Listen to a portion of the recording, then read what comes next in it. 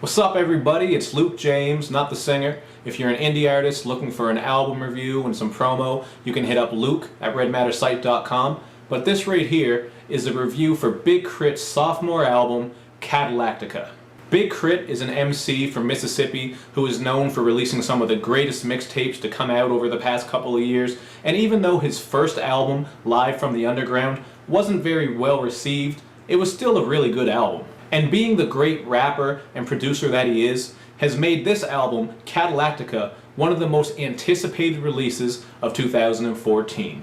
Now, K.R.I.T was nice enough to hit us up with a full album stream leading up to the release of this project, so here I am with an early review. On the intro, Creation, K.R.I.T creates the Cadillactica planet and concept for this album, over a beat that makes use of some creeping synth, cowbells, and some porno bass.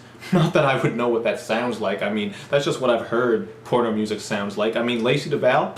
I don't know. Who is that? Why are you asking me, man? I'm just an innocent guy. But anyway, this intro is a great start to the album because it provides us with some context. On the following track, Life, K.R.I.T spits that he has found life on this planet, and I took that as a reference to how making music has really changed his life and done so much for him. At the end of the song, it's explained to us that the planet Cadillactica was created by the 808, which is also called the Big Bang. And that idea flows into the next song, which is called My Sub Part 3, aka Big Bang. This track is just begging to blow your speakers, and as K.R.I.T puts it, you'll be bassing through your city like a bass head, and your neighbors are gonna hate you for it. He also tells us that hoes can't twerk to the hi-hat, never.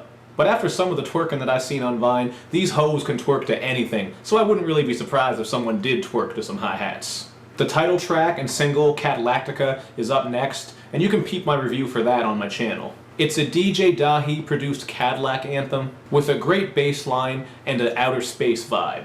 And for my thoughts on the strip club anthem, Pay Attention, featuring Rico Love, you can just check out my See Me on Top Volume 4 review. Now, Mount Olympus, which I also discussed on my See Me on Top Volume 4 review, didn't make it on this album, but there is a reprise version. Apparently there were some sample issues, so K.R.I.T couldn't use the original beat that we all know and love. But the beat on the reprise is very similar, it's just not near as powerful. But K.R.I.T is still spitting his ass off on this track. And speaking of spitting his ass off, on the track King of the South, K.R.I.T crowns himself as the king, and says that even if he were to murder all of our favorite rappers, he still wouldn't get the respect that he deserves. And I think that's a sentiment that a lot of people can relate to, because Southern artists rarely get the respect that they deserve. And that's especially true when it comes to lyricism. Now, one of my favorite features on this album is Raphael Saadiq, who has been in the game for 30 plus years and is still bringing great vocals. He absolutely killed Soul Food, and he also produced the laid-back, thought-provoking beat as well. K.R.I.T shares some of his life story and personal experiences in the first verse, and in the second verse, he touches on the younger generation and the problem that they have with forming meaningful relationships, choosing instead to get tied up in lust and sleeping around, etc., etc. Lost Generation, with Lupe Fiasco, also reaches out to the younger generation. K.R.I.T spits about the obsession that some youngins have with the fast life and materialism, and Lupe mocks the rappers who change their style to get paid and get played in the club instead of trying to make some meaningful music and maybe reach the younger generation and guide them and teach them. As is expected, there's also some really smooth tracks on this album too. Lack Lack is an ode to Cadillacs with an ASAP Ferg verse that is reminiscent of Bone Thugs and Harmony. And on Do You Love Me, Big K.R.I.T and his girlfriend, Mara Hruby, I hope I said that name right, I'm sorry if I didn't, deliver a soulful vibe that equates a car with a woman.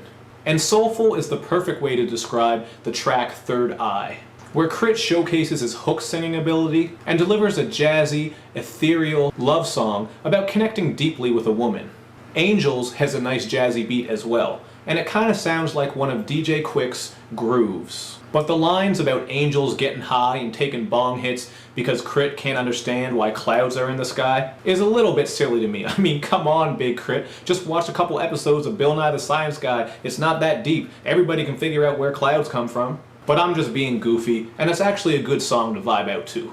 Now, Saturdays Equals Celebration is produced by Alex the Kid, who gave us a beat that is very drum heavy, and it kind of reminded me of something that Kanye West might produce. It also features blues and rock artist Jamie N. Commons on the hook.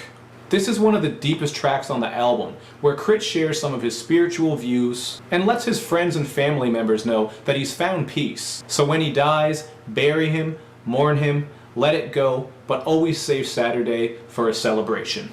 But of course KRIT has to hit us with some of that pimp shit on this album. Mind Control, for example, is a slick pimp anthem that features some pretty basic verses from Wiz Khalifa in E40, but it's still a good song. And there's Mo Better Cool with Devin the Dude, Big Sunt, and Bun B. And this track just feels really good. It has that Houston vibe to it, and it reminds me of something that would have came out during Rap-A-Lot's best days. And a lot of that has to do with Devin the Dude, who is no stranger to singing catchy hooks. So that's all of the songs, except for the interlude, which is just a jazzy spoken word piece, so there you go. And I give this album a 4.5 out of 5. I just think KRIT delivered a top album this year, because who else can mix car bangers with thoughtful lyrics and soulful vibes and jazzy songs and so much more so fluently? KRIT is like the only one who can do this right now. Although some of the content isn't groundbreaking or mind-blowing, he did get a little bit of a concept going with this album, and I think he did a tremendous job of mixing all of his different styles and sounds together.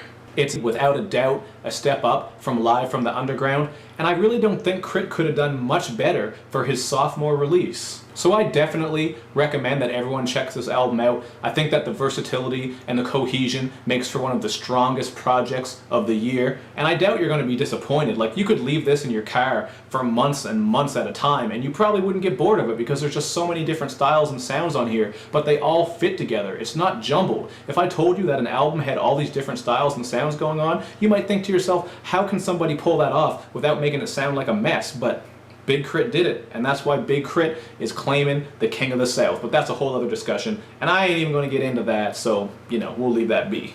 So that's what I had to say about Cadillactica. Thank you for watching, everybody. Hit me up in the comments and let me know what you think. Do all that good YouTube and social media stuff. Like, follow, share, subscribe, retweet, etc., etc. And I'll see you guys next time.